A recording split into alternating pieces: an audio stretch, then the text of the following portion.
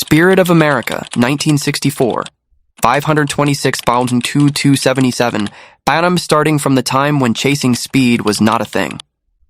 During that time, the race to break 500 mph wasn't just a challenge, it was an obsession.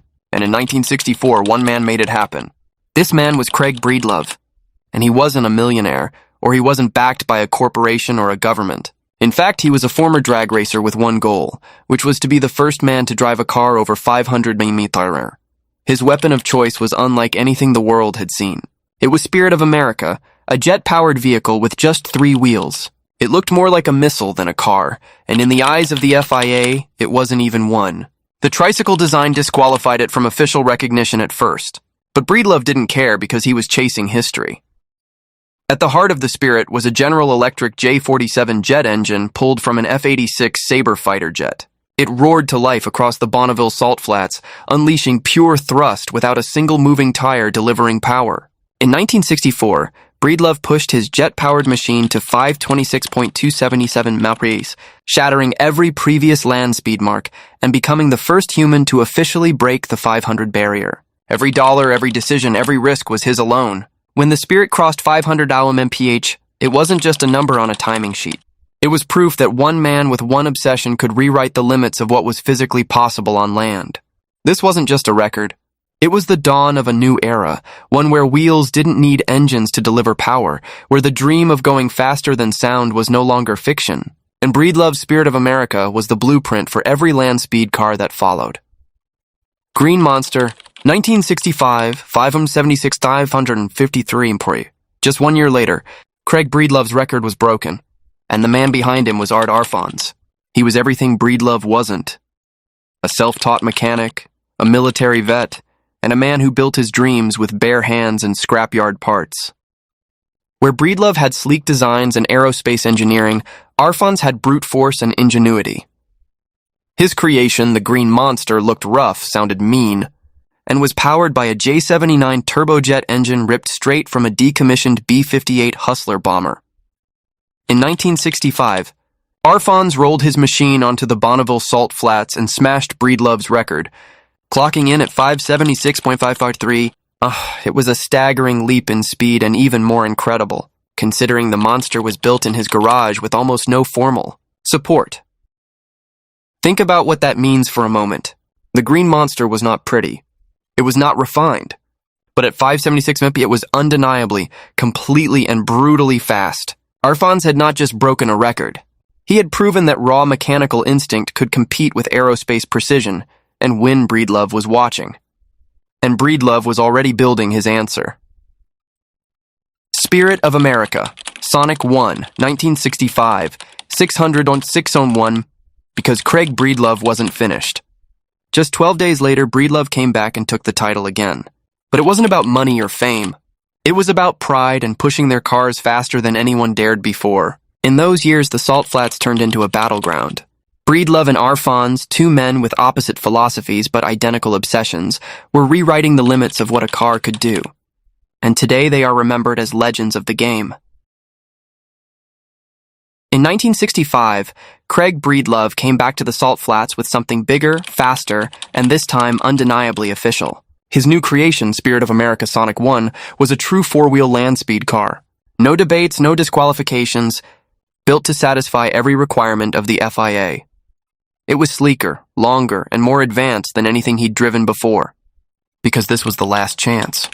And Breedlove wasn't just chasing a number. He was chasing a milestone of 600 mph.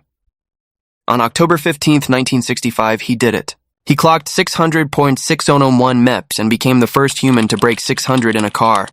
With that run, he created an entirely new benchmark in speed history, what would later be called the 600 Club. A feat so extreme that only a few machines would ever join. Sonic 1 was powered by a jet engine just like its predecessor. With no mechanical connection to the wheels, every run was a dance with death, with nothing but instinct, engineering, and nerve holding it together. 2 men, 12 days. And a speed barrier that had stood unchallenged for years, gone forever. What came next? However, did not come from a jet engine at all. Blue Flame, 1970, 622i 407 mph. In 1970, The race for speed took a sharp turn straight into the future. The car was called Blue Flame, and it didn't run on jet fuel. It ran on a blend of liquefied natural gas and high-test hydrogen peroxide. In short, it was a rocket on wheels.